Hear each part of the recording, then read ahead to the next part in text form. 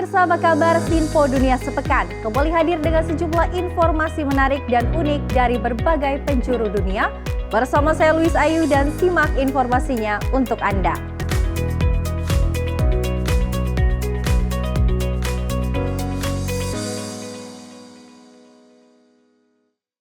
Kita awali informasi yang pertama, pemirsa. Lama bergantung pada Tiongkok untuk merakit dan membuat barang elektroniknya. Raksasa komputer dan smartphone Apple baru saja mengumumkan investasi besar-besaran secara domestik. Namun adakah kaitannya dengan tarif yang bakal dikenakan ke produk dari Tiongkok oleh pemerintah Amerika Serikat? Berikut informasi selengkapnya. Raksasa komputer dan ponsel Apple mengumumkan investasi sebesar $500 miliar di Amerika Serikat selama 4 tahun ke depan. Investasi antara lain digunakan membangun pabrik di Houston, negara bagian Texas, untuk membangun peladan teknologi kecerdasan buatan. Investasi Apple di dalam negeri diproyeksikan menciptakan 20.000 lapangan kerja baru. Pengumuman Apple ini tak lama setelah pertemuan pimpinan perusahaan ini, Tim Cook, dengan Presiden Donald Trump. Yesterday I had Tim Cook in the office from Apple. He's investing hundreds of billions of dollars. Apple menjadi salah satu perusahaan besar AS yang baru mengumumkan investasi dan penciptaan lapangan kerja secara domestik. We're going to have a lot of chip makers coming in, a lot of automakers coming in. Presiden Trump sendiri akhirnya meningkatkan tarif atas impor dari Tiongkok, perkembangan yang bisa meningkatkan ongkos produksi bagi perusahaan-perusahaan Amerika yang masih bergantung pada pabrik di Tiongkok. iPhone dan produk elektronik lainnya dari Apple banyak diproduksi saat ini di Tiongkok, yang juga membuat sejumlah komponennya. Tapi dalam beberapa tahun terakhir telah terjadi perpindahan produksi ini dari Tiongkok ke sejumlah negara lain, termasuk Vietnam dan juga India. Sebagian analis mencermati diversifikasi rantai pasok Apple ke Amerika Serikat tak sepenuhnya akibat tarif pemerintahan Trump terhadap Tiongkok. I mean, they are now have been for some years in the process of moving production away from China anyway, pre-tariff. There's still a substantial amount in China, but there's a trend here that's clear, and I think that Apple will continue that. Tapi dengan investasi di dalam negeri, perusahaan ini mengisyaratkan sinergi dengan prioritas pemerintahan Trump untuk mengutamakan penciptaan lapangan kerja di Amerika. They're just taking the opportunity to use, the press releases to try to just get some more public exposure for a lot of things they were already spending, and obviously align well with kind of a pro-US policy. Selain Texas, investasi Apple juga menjangkau negara bagian Arizona, California, Iowa, Michigan, Nevada, North Carolina, Oregon, dan Washington. Apple juga akan menggunakan chip dari perusahaan semikonduktor Taiwan TSMC yang diproduksi di Arizona. Dari Washington DC, Nova Purwadi dan tim VOA. Dan di tengah tekanan dari Amerika Serikat berupa tarif tinggi atas produk-produknya, pemerintah Tiongkok tetap optimis dengan target-target bagi perekonomiannya. Tapi sejauh mana optimisme ini hanya untuk dikonsumsi domestik? Lalu sebesar apa dampak tarif dari pemerintah Amerika Serikat? Berikut selengkapnya. Pertemuan tahunan Parlemen Tiongkok diselenggarakan dengan penuh optimisme di tengah berbagai persoalan di negara dengan perekonomian terbesar kedua di dunia tersebut. Tiongkok tetap memproyeksikan pertumbuhan ekonomi sebesar 5% setahun ke depan.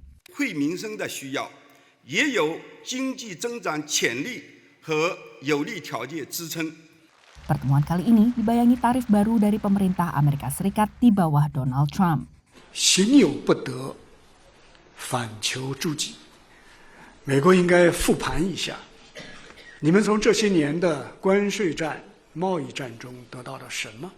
Dalam pidato kenegaraannya di depan Kongres Amerika, Trump menegaskan kembali perlunya memberlakukan tarif kepada negara yang dituduh melakukan praktik dagang tak adil terhadap AS. Other countries have used tariffs against us for decades, and now it's our turn to start using them against those other countries. Seperti saat masa jabatan pertamanya dulu, sasaran tarif terbesar dari pemerintah Trump adalah Tiongkok. Sejak menjabat, Trump telah 2 kali menetapkan tarif ke Tiongkok. Tarif pertama sebesar 10% aktif pada 4 Februari lalu, kemudian tambahan 10% pada 4 Maret. Pada kampanye Pilpres 2024, Trump sebut ia akan terapkan tarif 60% ke Tiongkok. Tiongkok akhirnya merealisasi ancaman tarif balasan diawali dengan tarif atas produk pertanian AS. Tapi menurut analis, tarif balasan ini relatif lunak. Whereas Trump's tariffs were across the board, the People's Republic of China's were much more selective and directed at specific industries and activities, specific products. Guna bertahan melawan tarif, Tiongkok mencoba mendongkrak konsumsi domestik, tapi upaya ini menghadapi beberapa kendala. There's still overproduction in China, so exports are still needed by a lot of companies. So it's going to, I think the tariffs imposed by the Trump administration is going to have an impact. Pada saat yang sama, pemerintah di Beijing tampak berhati-hati menghadapi Washington yang kini tak mudah diprediksi langkahnya. This is something that the Chinese authorities even up to now has difficulties in managing because they are much more used to stable, well-known sort of entities and operating procedures so that they can plan in advance. Analis mencermati, tarif hanyalah salah satu dari persoalan yang merundung perekonomian Tiongkok. Karena tanpa itu pun, negara ini dilanda krisis properti berkepanjangan, juga dengan kelebihan pasokan rumah di tengah sepinya peminat. Dari Gedung Putih, Washington DC, Virginia Gunawan dan tim VOA. Beralih ke informasi selanjutnya, pemirsa, kota Chicago di Amerika Serikat memiliki status sebagai kota suaka. Sebuah status hukum yang memungkinkan sebuah kota membatasi kerjasama antara penegak hukum lokal dan otoritas keimigrasian federal Amerika Serikat. Di tengah deportasi massal oleh pemerintah federal di bawah Donald Trump, kota-kota seperti ini sempat mendapatkan sorotan. Para wali kota dari Chicago, Denver, New York, dan Boston menjawab pertanyaan tentang kebijakan mereka sebagai kota suaka bagi para imigran dalam dengar pendapat Kongres di Washington DC baru-baru ini. It is federal law to turn over those illegal criminals to ICE, and we have heard reports, and many of you have said publicly that you are going to obstruct that. That is against the law. And we're going to hear more about that today. Dalam pernyataan pembukanya di hadapan Komite DPR AS untuk Pengawasan dan Reformasi Pemerintah, Wali Kota Chicago dari Partai Demokrat Brandon Johnson membela kebijakan kotanya. Chicago's welcoming city ordinance and our other laws and policies do not lead to more crime. They do not prevent cooperation with federal law enforcement on criminal matters, and we do not harbor criminals. We arrest them. Dewan Kota Chicago di bawah kepemimpinan Wali Kota Demokrat sebelumnya mengesahkan peraturan kota ramah yang berlaku saat ini. Hukum ini membatasi kemampuan dari agen imigrasi dan bea cukai federal untuk melakukan berbagai hal seperti menginterogasi tahanan misalnya atau menggunakan fasilitas kota untuk penyelidikan di antara langkah-langkah lainnya. Negara bagian Illinois, tempat Chicago berlokasi, memberlakukan undang-undang serupa pada tahun 2017 dengan dukungan bipartisan. Sanctuary cities are sanctuary for criminals. Tom Homan adalah pejabat Gedung Putih yang bertanggung jawab atas upaya penegakan imigrasi pemerintah federal. I want local police to do what they can to assist arresting and removing public safety threats from the community. Pada bulan Februari, Departemen Kehakiman AS menggugat kota Chicago dan negara bagian Illinois yang dipimpin oleh Gubernur Demokrat J.B. Pritzker atas kebijakan suaka mereka. Homan mengatakan ia menyambut baik upaya untuk memblokir undang-undang dan peraturan yang mempersulit otoritas federal menahan imigran tanpa dokumen, termasuk mereka yang melakukan kejahatan kekerasan. So, we're going to hold sanctuary cities accountable. We're going to take them on it and we'll take them to court. The phrase sanctuary city signals that the facilities are not going to go out of their way to assist ICE, but it doesn't state that they're going to obstruct the efforts of ICE. Jacqueline Stevens adalah Direktur Pendiri Klinik Penelitian Deportasi di Universitas Northwestern. There is nothing in the federal law that obligates affirmatively the police or the state or the counties implement ICE's deportation policies. The Pritzker administration and other law enforcement officials have said that they will comply with the laws. Stevens mengatakan upaya sebelumnya untuk menantang kebijakan kota suaka secara hukum telah gagal. Beberapa anggota Dewan Kota Chicago mencoba mengubah Undang-Undang Kota Suaka pada tahun 2023 setelah lonjakan migran membebani layanan publik Chicago. Namun Dewan menolak perubahan tersebut pada bulan Januari. Dari Washington DC, Valdia Baraputri dan tim VOA. Keluarnya Amerika Serikat dari perjanjian iklim Paris dan mundur dari sejumlah komitmen transisi energi berdampak pada upaya transisi energi negara lain. Meski langkah Presiden Trump ini mengejutkan, para pakar mengkhawatirkan komitmen transisi energi negara lain termasuk Indonesia akan terpengaruhi. Explaining that we are withdrawing from the Paris Climate Treaty. Di hadapan pendukungnya, Presiden Donald Trump tanda tangani instruksi presiden yang menarik AS dari perjanjian iklim Paris sesaat setelah diambil sumpah jabatnya. Pandangan kebijakan Trump ini dipaparkan oleh Kepala Badan Perlindungan Lingkungan AS. Our mission is simple but essential: to protect human health and the environment. We must do everything in our power to harness the greatness of American innovation with the greatness of American conservation and environmental stewardship. We must ensure we are protecting the environment while also protecting our economy. Trump juga menarik AS dari sejumlah komitmen upaya transisi energi negara lain, termasuk Kemitraan Transisi Energi yang Adil Indonesia atau JETP Indonesia, yang bertujuan untuk mempercepat transisi energi. Meski demikian, Indonesia tetap berkomitmen untuk melanjutkan mekanisme transisi energi. JETP itu jangan diindikasikan itu hanya Amerika. JETP itu negaranya banyak, dan yang kemarin mendanai yang pertama ke Ijen itu memang dari Amerika. Lalu berikutnya kalau untuk yang di program JETP yang ada Energy Transition Mechanism itu lebih banyak Jepang. Kini, posisi kepemimpinan yang ditinggalkan AS diisi Jerman bersama Jepang. Germany has one of the largest project portfolios dedicated to Indonesia's energy transition and decided to deepen its involvement as co-lead in advancing the partnership's implementation. Gedung Putih tak merespons pertanyaan VOA terkait komitmen iklim Amerika maupun terkait JETP Indonesia usai mundur dari posisi kepemimpinan bersama. Sementara di dalam AS pada masa jabatan keduanya ini, Trump menandatangani instruksi presiden yang mendorong penggunaan kembali bahan bakar fosil, termasuk minyak dan juga batu bara. Salah satu slogan Trump adalah Drill Baby Drill, menyerukan kembali perusahaan minyak untuk mengebor lebih banyak minyak produksi dalam negeri. Meski jumlah investasi transisi energi AS tak besar, pakar menilai mundurnya Amerika dari posisi JETP berpotensi mempengaruhi sikap negara lain dalam memandang urgensi transisi energi. Tapi kalau berbicara global leadership dan juga global diplomasi, sebenarnya ini adalah sebuah kehilangan yang cukup besar ya. Karena tentunya para pemimpin-pemimpin negara tetap akan melihat global optics. Kalau negara besar tidak mau berkomitmen, bagaimana dengan kami? Keterbatasan cara pandang terhadap investasi iklim juga jadi hambatan untuk memajukan upaya ini. Fundamentally, orang Indonesia dan politisi kita harus diyakinkan bahwa transisi energi adalah perkara competitiveness, bukan perkara climate. Dan ini bagian yang kayaknya di Indonesia masih belum nyampe gitu. Kita masih berkonflik gitu, apakah misalnya kita bisa membangun kawasan industri hijau. Satu aja contohnya.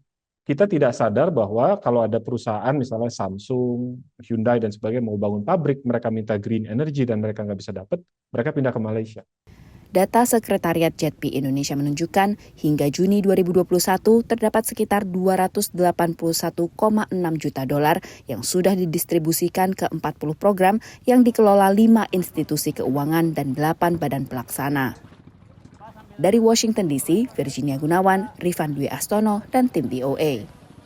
Terima kasih pemirsa, masih tetap bersama kami di Sinpo Dunia Sepekan dan informasi kami lanjutkan. Memperkenalkan keberagaman dan menjadikan Virginia Tech kampus yang nyaman bagi mahasiswa internasional adalah tujuan acara International Cafe Hour. Pada beberapa bulan lalu, budaya kuliner Indonesia ditampilkan bersama seni budaya, bahasa dan tradisi di universitas yang terletak di negara bagian Virginia ini.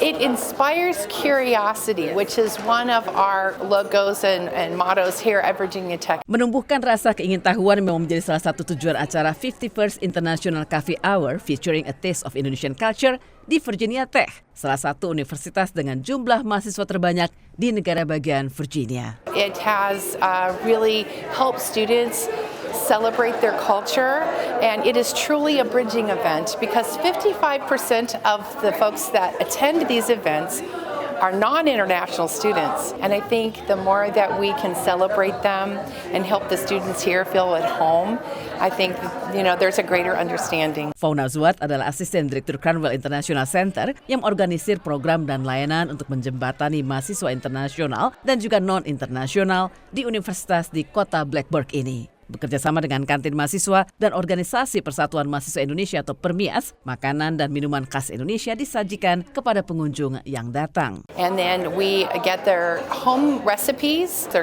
have a chef that prepares the food. And then the dining staff serves the food, and it's free, so people get a taste of Indonesian culture. The chefs strive to create authentic food so that the students have a taste of home. Menurut Dini Hajarahma, Presiden PERMIAS Virginia Tech yang juga mahasiswa S3 jurusan Hospitality and Tourism Management, tidak mudah memperoleh bahan-bahan untuk membuat masakan Indonesia di kota kecil ini. Kita memberi mereka pilihan dari berbagai makanan yang otentik, semuanya rumit gitu kan. Nah, akhirnya yang dipilih oleh chef dari Virginia Tech adalah rendang sebagai savory dish-nya, kemudian untuk sweet dish-nya itu bika Ambon yang kita highlight. Lalu untuk minumannya adalah bandrek. Makanan yang disajikan ternyata tidak mengecewakan pengunjung yang bahkan belum pernah mencicipi kuliner Indonesia. It's spicy and it's really meaty, and the cake is it's very light and soft, but it's like a little chewy, but in a really good way. A Taste of Indonesian Culture juga menawarkan pengalaman mengenai keberagaman dengan memperkenalkan bahasa, tradisi, dan seni budaya Indonesia. Especially because we live in America, and America is like a place with many different cultures. So I think it's very important to get to know other cultures, and you can also learn about the country and just get closer to your friends of different cultures. Getting to know the culture of our friends around us is really important, and I'm really excited for what you guys are going to be showing us. Dari Virginia Tech, Blacksburg, Virginia, Eva Mazureva, Nia Iman Santoso, VOA.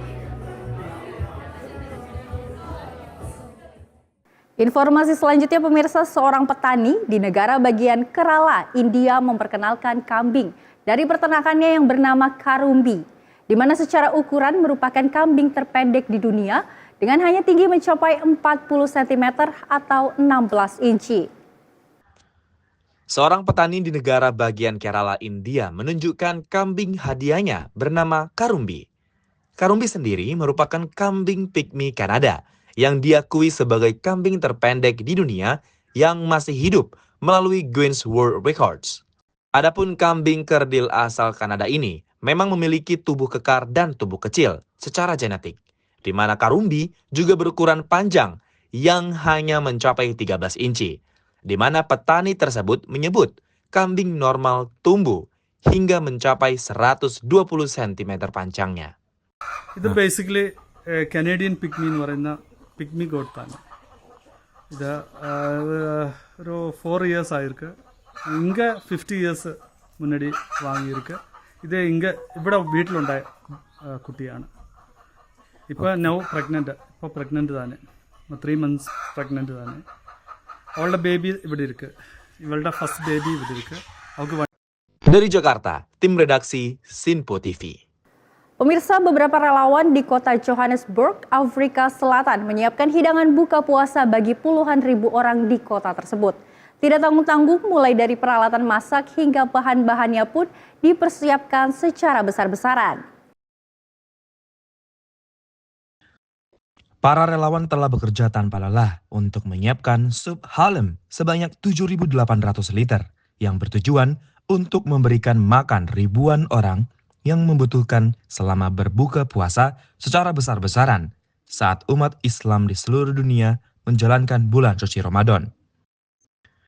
Salah satu relawan mengungkapkan fungsi utamanya adalah untuk melayani kemanusiaan dan memenuhi kebutuhan orang miskin dan yang membutuhkan. Jack dapat menampung hingga 7.800 liter halim, cukup untuk memberikan makan 40.000 hingga 50.000 orang sekaligus.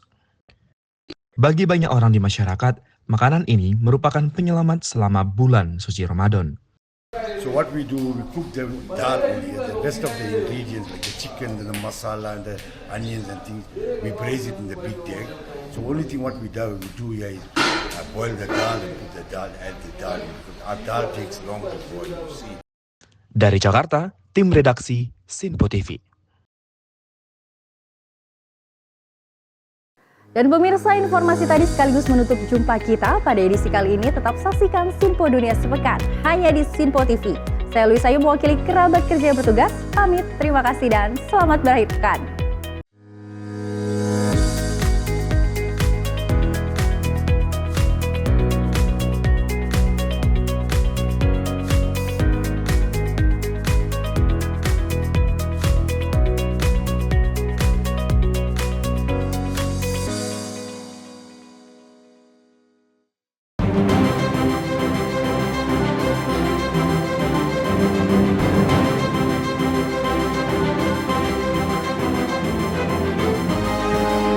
Sinpo TV, News, Sport, Entertainment.